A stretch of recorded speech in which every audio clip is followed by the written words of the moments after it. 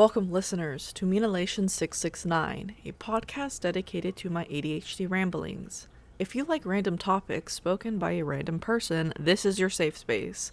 I am your host, Mina, reporting from the mothership, and today we're going to talk, I know I missed last week, and there's a reason for this. I was sick with the flu or whatever the heck is going on right now. I prayed it was the bubonic plague and I could have been patient zero and they could have made a Netflix documentary on me. But, alas, life, it doesn't bless me like that. So here we are. I basically sounded like shit. There was no way I could have produced an episode. And it kind of made me realize, wow, instead of recording this basically on Sundays for Monday, I should probably pre-record some episodes just in case for emergency purposes. By the way, I don't wing my podcasts. This is a hobby that I really enjoy. I do my best to take it seriously in my kind of serious way. I'm not just doing this on a whim. It is very fun for me, but I don't want to put out stuff that I'm not happy with. So yeah, I got the flu last week, so that's why I couldn't post. That is why this week, Monday, you'll get the, regular upload, and then Thursday, there's going to be a special podcast episode. So there's going to be 2 podcast episodes for this week. Anyways, being sick got me to ponder what the hell I'm going to be talking about on my podcast. And obviously, if you guys probably know me, some of you don't. My number one, genre of things to dwell in is horror. I absolutely love anything horror related. I don't know if it's a trauma response. I grew up watching horror movies when I really shouldn't have been. Me and my younger sister have been traumatized from a plethora of horror movies. But it's kind of branched out to me absolutely enjoying horror stuff. I mean, I fall asleep to horror movies. I could watch a horror movie every day. I read horror stories all the time before bed. It's my genre. I just genuinely enjoy it. And yeah, you might say it's overplayed. There's not a lot of new, exciting ideas out there in the horror community, but I'm a true horror fan. I'll read anything from shitty stories to shitty movies to anything coming out. It's popular, Conjuring series, whatnot, have you. So today's podcast episode, I'm going to bring y'all back, way back to if you're in my age group, right? This would have put us in early middle school, right? Maybe, yeah, early middle school probably. We are going to be talking about creepypastas. And I pray that every one of you guys listening knows what a creepypasta is. And if you don't, they're basically horror-related legend stories that were kind of floating around on the internet. And they became, I think, originally on 4chan around 2007. They became very popular. But it kind of goes back to the 1990s. So y'all remember in middle school, I don't know if this was strictly a U.S. public school experience, but I remember having to use my mom's phone because I didn't have a phone at the time. I got my first phone, I think, freshman year of high school. So early 1990s, these weird chain mails were being sent around. This is quote unquote, were these the true real creepypastas that kind of flourished into what we know now? Basically, I don't know if you all remember, but during middle school, you'll get a text message from your friend, and it was a big message that says, post this story to 10 of your friends or you will die the next day. And we're like, holy shit, I gotta send I don't even know 10 people. I have barely had 2 friends in middle school. How the hell am I gonna find 10 people? I'm gonna die tomorrow. My mom and my father are gonna find my dead corpse on my bed the next day if I don't send this to 10 people. This is what people claim to be the origin. These weird chain mails being sent around to people, do this ritual 10 times and, send this to 10 people in the next 24 hours or your loved one's gonna die. People say that is like sort of the first gateway to creepypastas, and then eventually really popular stories like The Rake, posted in 2005, or one of my absolute top favorites, Ted the Caver, posted in 2001. These were sort of like the first creepypastas, right? Way back when. Then creepypasta.com, which is a legitimate site where people can go and post their creepypasta stories, were created in 2008. Eventually then, following up Wiki and Reddit's /NoSleep subreddit, phenomenal, I'm on that shit every night, was created in 2010. So definitely, at least for me in my early middle school years, this was becoming more popular.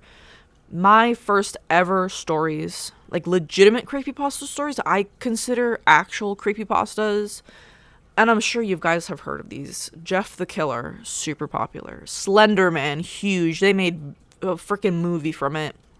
Ben Drowned, Smiling Dog. A Squidward's suicide video. I don't know if y'all remember that, but it was a long-ass story with, like, weird pictures of Squidward being distorted. Like, his eyes are sunken in. It was, like, the most fucked up shit, honestly, as a middle schooler. Like, traumatizing. Another super good one, Russian sleep experiment.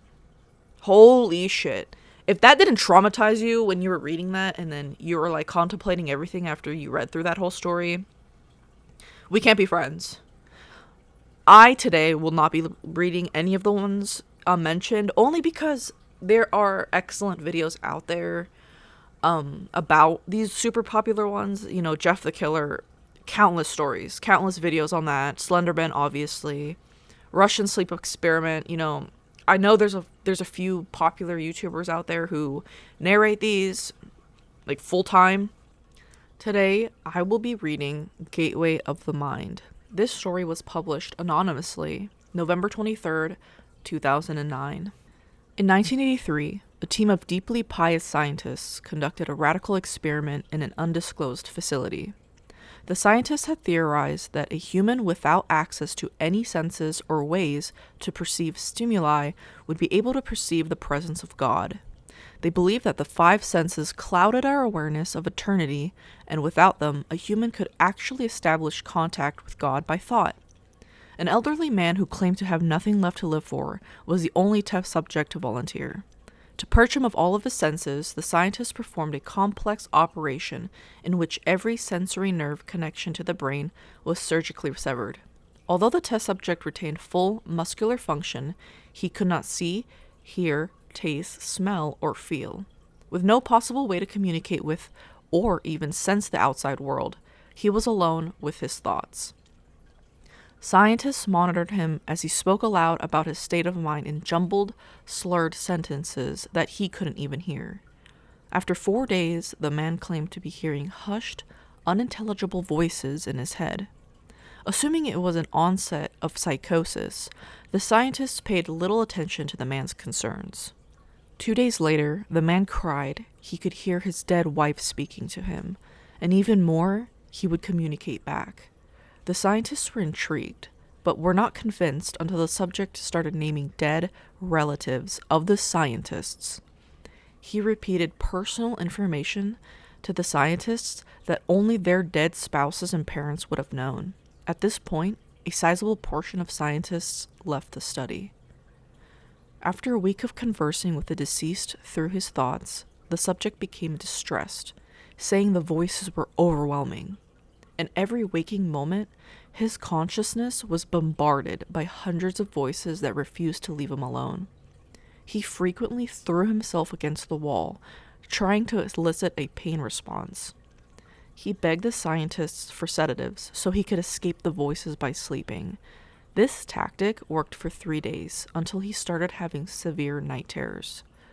The subject repeatedly said that he could see and hear the deceased in his dreams.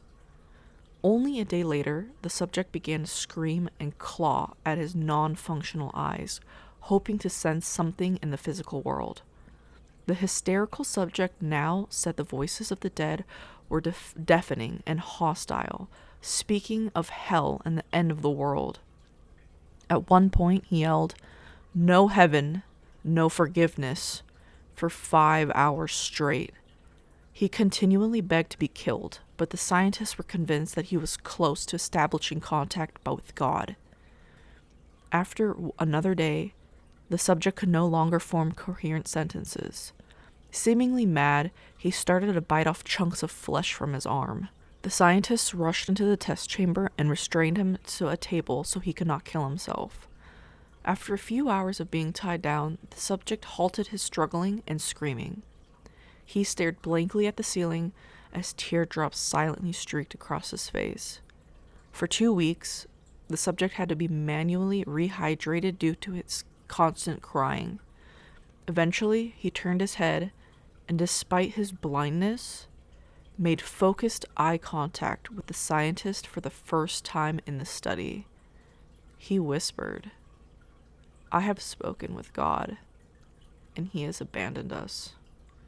And his vital signs stopped. There was no apparent cause of death. And that is the story of Gateway of the Mind. And when I freaking first heard this, guys, I'll let you have a moment. All right, because when I read this way back when I was in middle school, I think I was getting schizophrenic, dude. Just thinking about being locked in a room with none of your senses has to be the gateway of hell, honestly, not the mind. Because imagine not being able to hear, see, feel, do anything, but you're constantly, like, you have your inner thoughts. That would drive somebody mad. And when I first read this, it literally gave me chills. I don't know about now. I mean, it is definitely one of my still favorite stories of creepypastas. But yeah, I give this one a 9 out of 10 personally. It did give me goosebumps. It left an impression on me as an early child. Definitely shouldn't have been reading these at night, but, you know, that's how we learn. So that was the first story, Gateway of the Mind. 2009. So yeah, that was definitely way back when. It is an anonymous author, which is actually more creepy. Because who the hell wrote this? Who had the thought to do this? And it's so simple. It was like a what? Few minute read, you know? It wasn't too crazy, but it traps you in this sort of, like, definitely visually. You can put yourself there, and it's kind of creepy, especially when he turned to the scientist. How the fuck did he know the scientist was on the other fucking side of the wall, dude? Crazy. Anyways, moving on to the second story. So this is a story that has a decent review on creepypasta.com. I'm going in blind, so bear with me as I read this. This is the first time I will be reading it. It is a little bit longer. Estimated read time is about 20 minutes. And it is called Mr. Milner's Ghost Story. It was posted March 10th of 2025, which is 6 days ago as of today when I'm recording. And it was written by Steve Westerman. Mr. Milner's Ghost Story. My favorite teacher at high school was Graham Milner. He was my head of year throughout the 5 years I was there and taught me for religious education in year 9. At that point, I had little interest in RE or any of the humanities subjects and had in fact been moved down a set at the end of the previous year. My lack of enthusiasm evidenced by my effort and attainment grades, which had steadily declined over that 12-month period. I wasn't any means a badly behaved kid, but I was a constant daydreamer. Certain teachers seemed to have little or no passion for their subject. Their voices a monotonous buzz of meaningless information, while their apparent boredom became infectious as I steadily lost interest and drifted into my own teenage fantasies. I had found the humanities staff who taught me in year 8 to be especially dull, and my daydreaming had become an inevitable release. Mr. Milner's approach to teaching made it impossible for me to switch off. In his mid-50s, he was by now firmly established at the school, and although he wasn't particularly a tall man, even the biggest lads in year 11 were terrified of him. He seemed at all times fearless and imposing, filling up every room he entered with combined confidence of an adult man and the vitality of a teenager.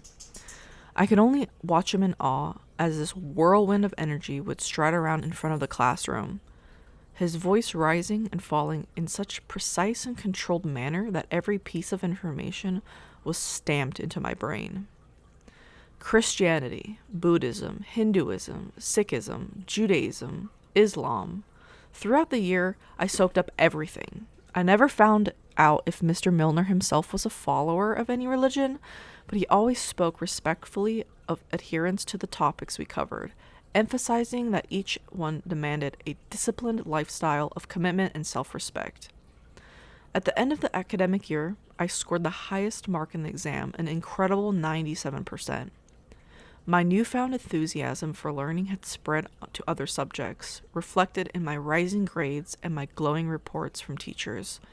I credit this entirely to Mr. Milner. It was somewhere towards the end of the academic year, after having covered all major religions, that we were discussing the more general topic of spirituality and souls. And with the mention of spirits came a brief reference to ghosts. Mr. Milner rarely allowed himself to get sidetracked. He liked to remain firmly focused on the subject, and any slight shift in that focus had to be relevant in developing his students' knowledge before it was firmly realigned. Pausing to take questions that lesson, one of the boys asked, "Do you believe in ghosts, sir?" I was so accustomed to Mr. Milner's sharp and direct manner that my ear was able to appreciate the slight trace of unease as he answered in a low voice. "I didn't when I was your age, but then I saw one." Silence. The class had always given him their full attention, but now that attention has magnified tenfold, and the need to know more was tangible. No one actually said it, but the words "tell us" occupied the room like a sudden influx of hungry dogs with pleading eyes. Mr. Milner would never simply indulge this need in order to massage his ego or to appease a classroom full of young teenagers who could be focused on RE. But with all the materials now covered, with all the results having exceeded expectations, and with the class now firmly under his control, he rewarded us with the story that follows. When I was 14, my year at school went on a residential trip to Hope Valley in the Peak District. Back then, boys and girls went to separate schools, so there were just over 30 boys and 3 teachers staying at a hotel outside the village of Hope. We arrived on a Monday morning in mid-February for 5 days of hill walking. For most of us, it was our first time away from our parents. The weather wasn't terrible, but it wasn't great either. Heavy rain the week before meant the area was now covered in a gray wash of thin fog. Despite this miserable tone, our spirits were high, and we were looking forward to our adventure. We were the last group to be staying at the hotel before it was due to shut down for renovations, so we had the entire second floor to ourselves, the third floor already having been occupied and cleaned in preparation for the closure. The first floor was mostly staff bedrooms, cleaning cupboards, and laundry. The ground floor was taken up by conference rooms and the kitchen and dining area. There were perhaps 10 staff in total, overseen by the head caretaker, a kindly round-faced man called Mr. Baker. He and his amiable black Labrador, Tosca, were the only permanent residents. Because there was an odd number of boys in the year group and the rooms slept 2 apiece, I was the only one with a room to myself, a single bedroom in the very center of the second floor corridor. I did not know how it could have been decided that it would be me who would have this room, but I assumed it was because I was quietly confident and that I wouldn't put up any fuss about the matter, which I did not. The room had only a bed, a sink, a wardrobe, and a bedside chest of drawers. A small window looked outside the Mitzi Hotel grounds below. Although basic, we were not expecting to spend a great deal of time indoors anyways, so it was cozy enough that I unpacked and settled in quickly that first morning. On that first day, we walked 5 miles or so up and around Mam Tor, a hill in the heart of the valley.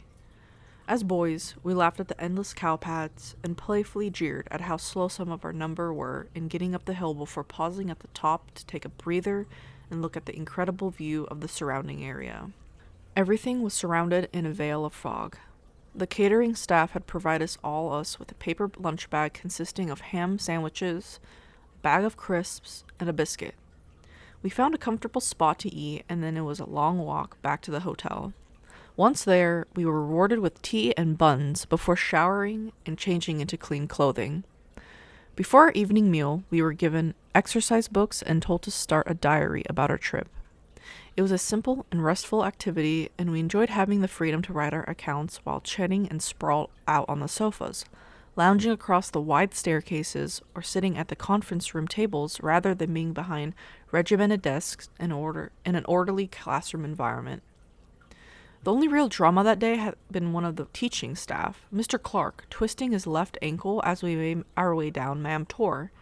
The discomfort and annoyance was written all over his face, and it was obvious he wasn't suppressing the need to shout and swear as he hobbled alongside us. Most of us had mentioned his misfortune in our diaries, but we'd be careful not to present it in too humorous a manner. Our evening meal followed, and then we had 2 hours to ourselves to read, quietly play board games, or write a letter home. At 9:30 p.m., we were sent to our rooms, and at 10, our teachers walked the corridor to ensure we were all ready for bed and that the lights were out. I could pick out Mr. Clark's limping gait as he passed my room. I quickly settled into the darkness. I was sure the other boys were now lying awake, almost certainly chatting and laughing quietly together in their pairs and as they drifted off.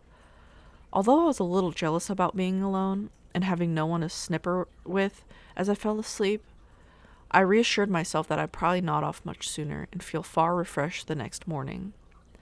The first day had been fun but exhausting, and I was definitely ready for bed. I'm sure we all were. It wasn't long before I was fast asleep. I know some of you might dismiss what happened to me next as obviously just a dream, but I know what I saw, and it was clear to me then as I'm seeing you all now. I don't know what time it was when I opened my eyes, but it was still dark outside. I also don't know why I even opened my eyes at all. Both the room and the corridor was silent, and I had been sleeping so deeply it was unlikely the mild creaking of contracting furniture would arouse me. I'd be dead asleep to the world, and I could only assume that my mind or my body could simply sense that something was about to happen. I could feel a cold presence in the room that was more than the nocturnal drop in temperature.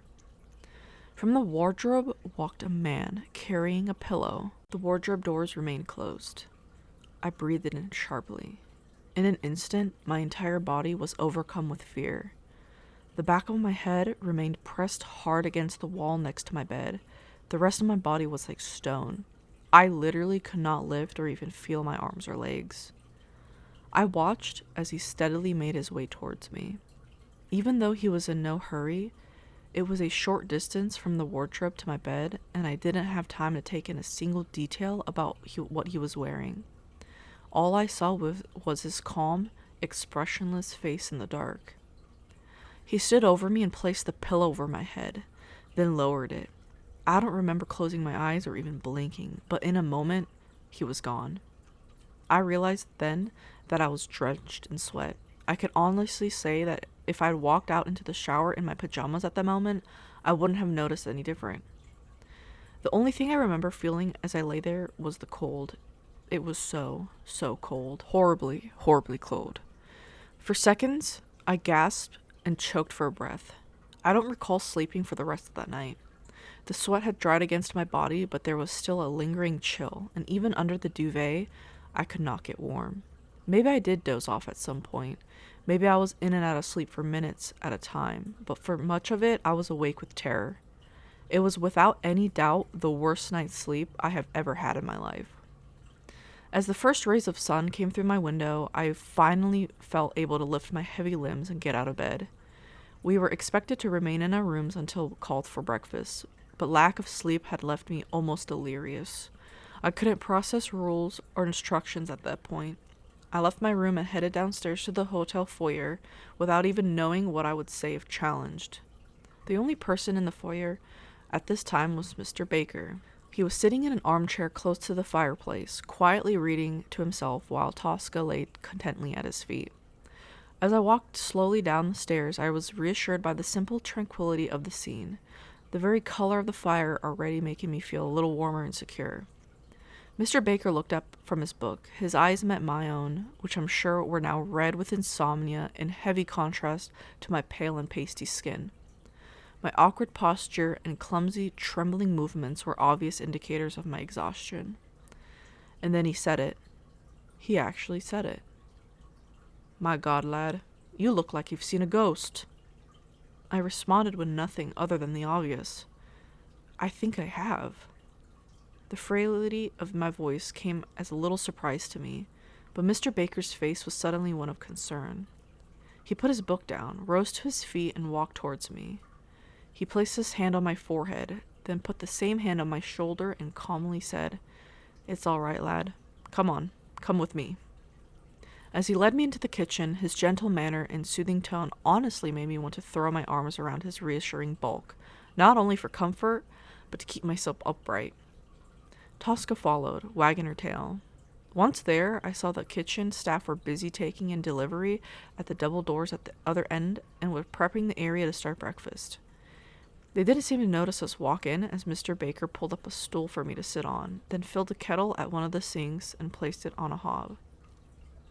I wondered for a second if someone might say something about a dog being in the kitchen, but no one did. The heat radiating from the nearby ovens finally put a complete stop to my shivering. "What's your name, lad?" "Graham Milner," I replied. "Right, Graham. I'll make us both a brew, and you can tell me about it." I sat in silence as the kettle boiled, and Mr. Baker got out 2 cups and asked if I wanted milk and sugar. He put my drink on the work surface next to me, and then sat opposite me without saying a word. It was obvious he was going to let me talk at my own pace with no pressure or judgment, and feeling safe in his company, I told him what I'd seen. As I spoke, he didn't once interrupt me or stop me to clarify anything or to ask any questions. He just listened intently until I'd finished. Tosca sat by him the entire time, also appearing to listen intently. In the brief silence that followed, I sipped my tea and wondered if he believed me, if he thought I was lying, or I thought I genuinely believed what I was saying, but it had been merely a dream or hallucination. A small part of me even considered, perhaps even hoped, that the head caretaker, he might also have seen the ghost himself at some point. "What room was this, Graham? Did the other lad in your room not see anything?" "I've got a room to myself, sir, in the middle of the corridor." "Oh, right." I noticed how that piece of information had led to a slight change in the tone of his voice. I was sure he was going to say more, but at that point we heard the other boys and the teachers making their way downstairs. As they started filing into the kitchen, all washed and dressed, while I sat there in my pajamas, probably still looking utterly wretched, Mr. Baker went to speak to Mr. Clark, who was still dragging one foot from the previous day. I couldn't hear what they were discussing, but I could see their concerned expressions. The 2 of them came over to speak to me. Mr. Clark spoke first. "Are you all right, Graham? Mr. Baker had told me about what you think you saw last night. Are you feeling up to walking this morning?" It was obvious that he wasn't going to indulge the idea of a ghost, perhaps because he didn't want to frighten the other boys or because he didn't believe it. But he seemed genuinely worried about me, my obvious lack of sleep, whatever the cause might have been. "I think I'm all right, sir. I think I'll be okay to go walking." "Fair enough. If you're sure. It's just that I'm staying here today to rest my ankle. Mr. Ross and Mr. Phillipson are taking the group out. If you do decide you'd rather stay here, it's an option.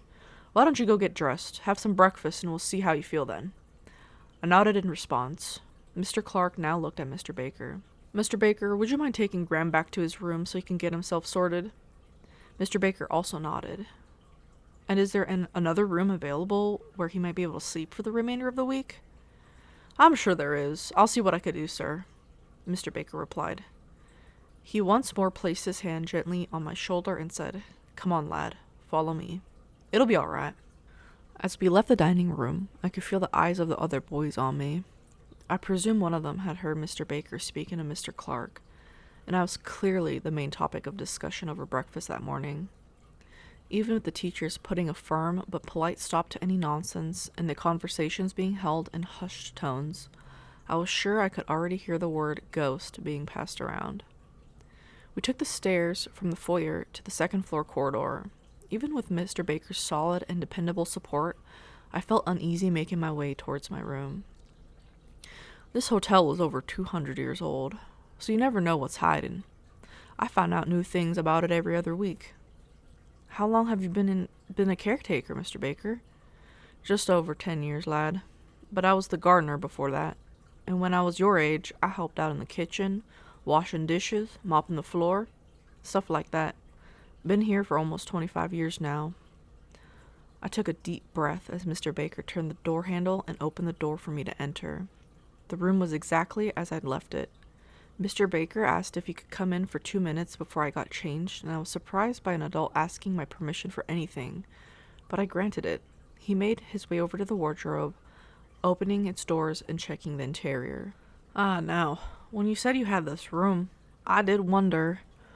I stood there watching him, curious. He closed the wardrobe doors, placed his fingers deftly around the back of it, and moved it just a few inches to the left. Yes, there we are, he finished. I didn't know what he'd seen, or if I was expected to appreciate something. He ran his fingers against the section of the wall where the wardrobe has been. Come here, Graham. Feel this.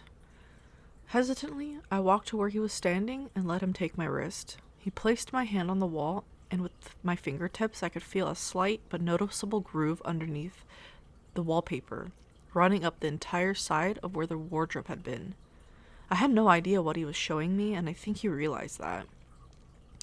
There used to be an adjoining door here. This room was connected to one next door. Obviously bricked up now, but what you see and feel there is where the old frame was set. I was fascinated. Whatever you saw last night might have come through there at an earlier time, back when it was alive. You said it was holding a pillow? I couldn't believe it. Mr. Baker believed me. Yes, sir. And he placed it over your head? I noted that it had now become he. Yes, sir. I'm guessing something bad happened here, once. The matter-of-fact tone in which he delivered this did not in any way reassure me, and Mr. Baker was sensitive to this. Right, lad. I'll wait outside while you get dressed. Once you've done, pack up your stuff and I'll move you to another room down the first floor. We're not having you spending another night in here. He did so, and I did as I was asked. As I knew he was right outside, I didn't panic or hurry as I washed, brushed my teeth, and dressed. I packed my things and followed him downstairs to an empty single room. He told me it was a staff bedroom, but they were not fully staffed due to the forthcoming closure, and it was empty and would be mine for now for the rest of the stay.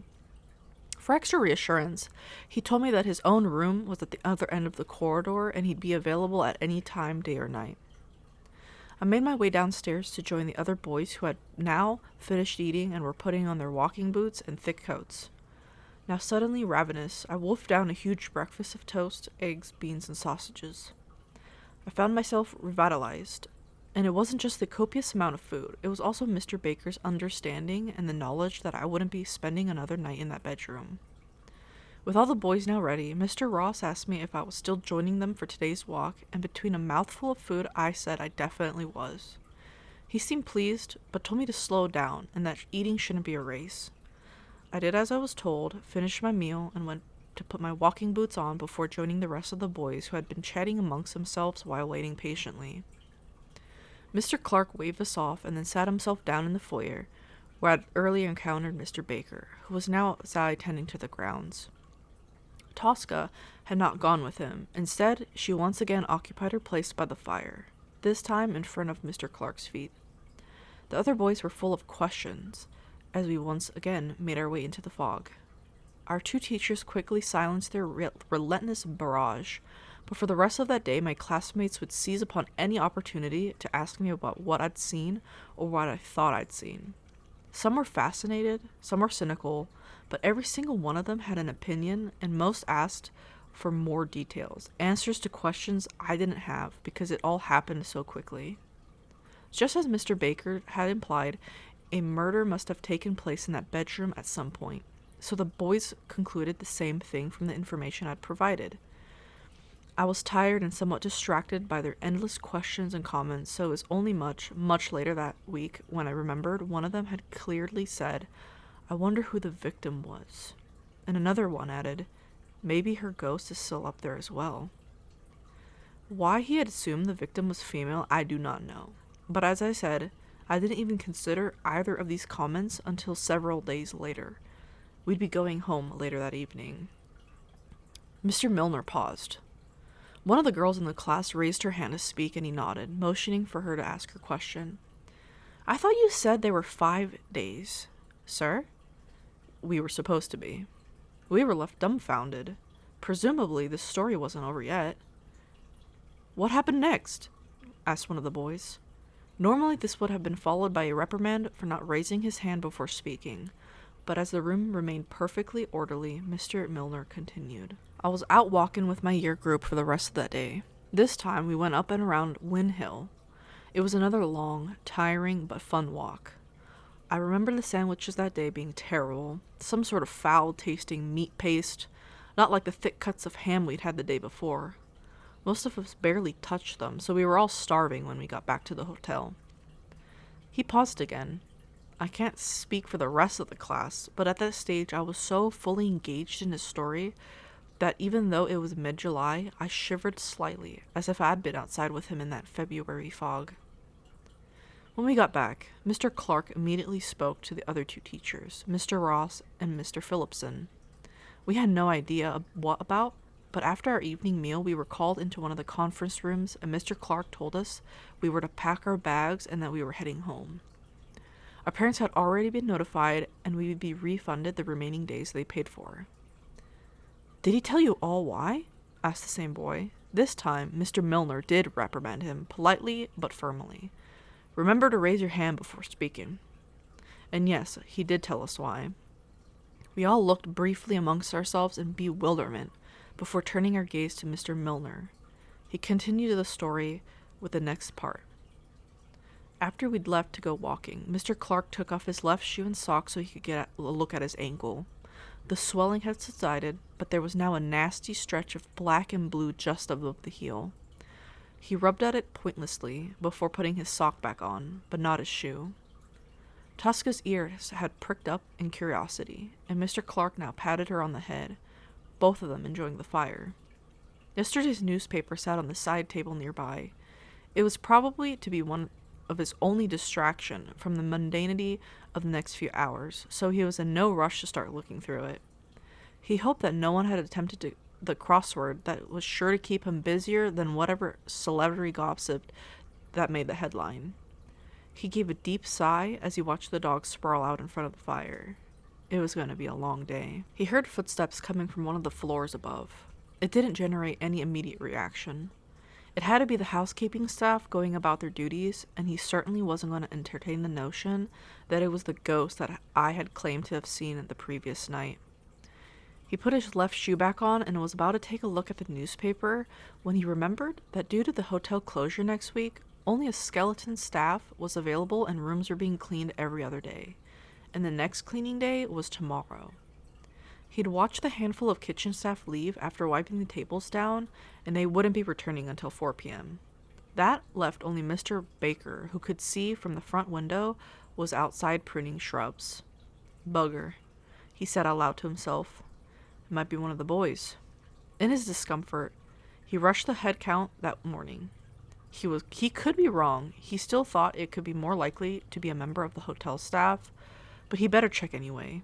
He couldn't have a confused youngster frantically wondering where everybody had gone, and besides, he had plenty of time to kill. As if preempting Mr. Clark's movements, Tosca looked up from the mat. "Come on, girl," said Mr. Clark. "Keep me company." He set along the ground floor corridor, deliberately avoiding the first staircase. He was determined to take his time over this.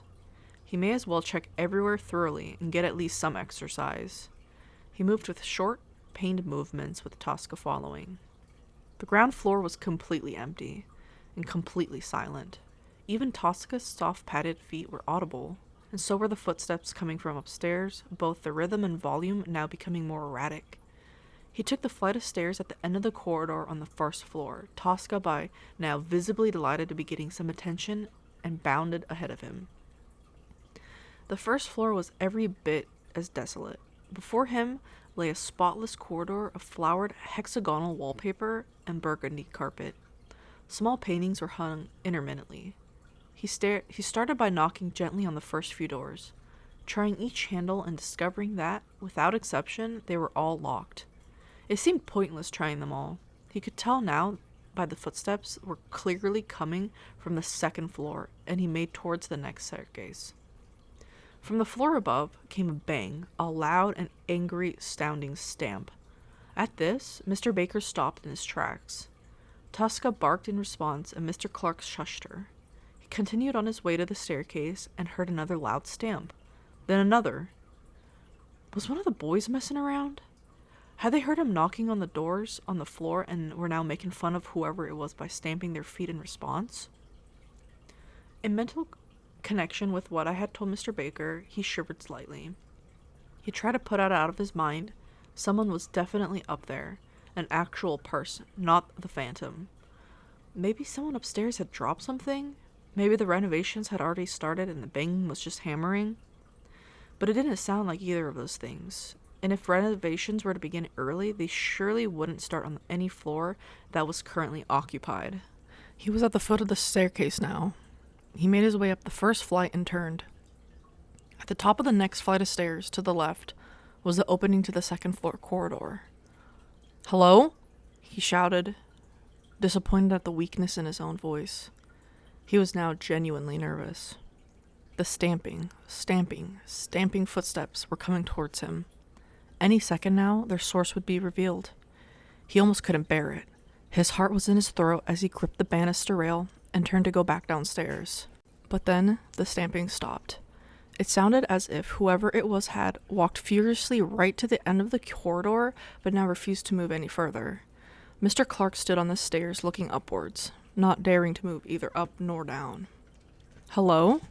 he repeated, determined that his voice would be firmer this time. It was, but no response was forthcoming. Taking a deep breath, he slowly made his way up. It gave Tosca all the encouragement she needed. She bounded ahead of him, reached the top of the staircase, looked down the corridor, and stopped dead in her tracks, and wet herself.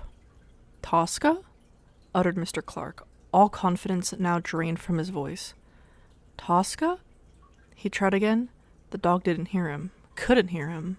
Her eyes remained fixed on whatever was on the corridor, her ragged breath interspersed with a low whining.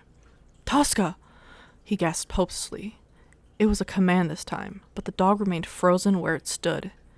His own breathing was frenzied now. What the hell was the dog looking at? He didn't want to find out. In one deft movement, he strode to the top of the stairs with the back to his wall, stepping out with his back to whatever Tosca's eyes were fixed upon, refusing to turn and face it. He grabbed the dog by its collar before running down the stairs. Yes, he ran. Despite the pain in his ankle, he ran. For that second, he'd set foot into the mouth of the corridor. He knew that whatever had been there was standing right behind him. He had felt its freezing, necrotic breath against the back of his neck. As he ran, dragging the dog's limp body effortlessly in his fear-induced state of adrenaline, he heard laughter from above. Dreadful, dreadful laughter, the unmistakable sound of a woman's voice. Once again, silence reigned supreme. Mr. Milner sat at his desk, looking quietly at the door, his usually vibrant persona now sedated yet dignified. He looked up as if inviting questions, and as I was aware that the lesson would soon end, I slowly raised my hand. He granted permission with a nod in my direction. "Did you find out anything about the ghosts? About why the place was haunted?" I realized immediately after asking that I'd accept everything he'd said without question. Mr. Milner had told his story with such conviction that I didn't even consider it might be a child's hallucination, a massive exaggeration of events, or even a complete work of fiction in its entirety. "Yes, I did," he began. "I found out much later that there'd been a murder at the hotel many, many years before. The caretaker at the time had smothered his wife with a pillow. They'd had a bitter argument in the foyer, and he turned violent, so she ran to one of the upstairs rooms and locked herself inside. He had accessed the room via the adjoining door, which had been bricked over. It was his ghost I must have seen, and I assume Mr. Clark encountered the ghost of his wife. The girl sitting directly behind me raised her hand. With the sound of the bell imminent, it was to be the last question. Mr. Milner looked at her and simply said, "Yes?" "What was the name of the hotel?" Mr. Milner thought for a second and replied with a half smile. "Ah, now that I'm not telling you." The class burst into a disappointed chorus of, "Oh, sir, come on." Seconds later, the bell rang and we were dismissed. I have never forgotten Mr. Milner's ghost story, and I've thought about it ever since. Though I've never tried to find out of the name of the hotel, nor the identity of the spirits that haunted it. I think part of me would rather not know. I loved his story so much that I don't want to risk finding out if it might be a complete work of fiction. I later qualified as a teacher myself, and my first position was working at my old school. Mr. Milner had retired before I had arrived. I have no idea where he is today or if he's even alive. For the 5 years I worked there, I was based in the same classroom where he told us the story. Around every Halloween, I would tell it to my own groups as a reward for good behavior and attainment, and it never once failed to fascinate them. Now approaching my 50s, I believe it would be an absolute crime for a story to pass into obscurity, and transcribing it and making it freely available to all is my small way of paying tribute to a great teacher and a great storyteller. I hope my memory of every detail is accurate, and I hope he would approve of my transcription. By Steve Westerman. So that was Mr. Milner's ghost story. My first time reading it, and I apologize if I have stuttered or had trouble reading. It's crazy because on average, I don't think you guys have ever read a book or a story out loud in years since school. So I encourage everybody to just try, because it makes you kind of like insecure of like how bad you read. Anyways, that was such a good old-fashioned ghost story. That's my first impression. Like, you know, you set the scene. It's a teacher telling, a serious teacher telling a ghost story. Oh my God, right? Like, if I was a student, I'd be entranced. I'd be asking so many questions to drag it on. But honestly, it's very good. I liked it from the beginning. It's very well written. A lot of like bigger words, which I appreciate. So I don't know if this is a work of fiction or not. It says Steve Westerman. He's the one who wrote this last week, which is crazy. So I'll let you guys decide if it's true or not. We all have our own ghost stories. I know there's this whole saying, like, children, like, the younger you are, the more paranormal things that you can see, because it's like, I might get into it on another podcast episode. Everybody says kids are more in tuned with the spiritual realm. That's why a lot of like kids growing up have quote unquote imaginary friends, blah blah blah. But it's kind of refreshing to see like older people. I mean, they're what, in school, so they're not kids, you know. So year 9, so they're teenagers. So it was interesting to read and experience adults handling paranormal situations, because I feel like a lot of it's kind of like, oh, you were just having a bad nightmare or dream. But, you know, that's the wondrous world of the unknown, right? What is true? What is false? You know, obviously, I like to keep an open mind 100% always. You know, if somebody comes to me with a ghost story, I'm not going to just say you're crazy and dismiss them. I would love to hear what they have to say. Keep an open mind. These are just creepypastas, so they could be urban legends or myths. These are works of quote-unquote fiction. It has an 8.88 out of 10, 58 votes on creepypasta.com, so if you want to read it yourself, you can head on over to creepypasta.com, search Mr. Milner's ghost story. It's right there. They have top ranked, They have famous creepypastas. They have, recently published by rating, date, category, length, author, title, all of that. It's a very simple website, and it's overlay, like its own platform. But those were the 2 stories today that I wanted to read. I would like to start getting into narrating. It was fun. It made me realize I'm such a shit reader. Because when you're reading in your brain and you're using your inner monologue, it's so much easier. Like, you read faster, obviously. Wow. There's a couple times where I'm like, ooh, I know I messed up, but, we raw dogging it. So that was the 2 stories. If anything today, please go on creepypasta.com and read either The Russian Sleep Experiment or Ted the Caver. Ted the Caver is a long story. There's even a whole website of the author posting pictures, and like, it's so well made that it kind of makes you feel like, damn, is this work of fiction or work of nonfiction? Like, it kind of messes with you mentally like that, which I enjoy because I like to torture myself. There is so many creepypasta stories out there. Like I've said, we talked about the ones that you probably all have listened to or heard of. But there's a lot of ones that are just, I've never like heard or read about. So I definitely will be, just reading through these at night. Anyways, thank you all so much for tuning in. I know I missed out on last week, so I will be making it up to you guys by posting another episode on Thursday as well. So you'll get the Monday's episode and Thursday's episode.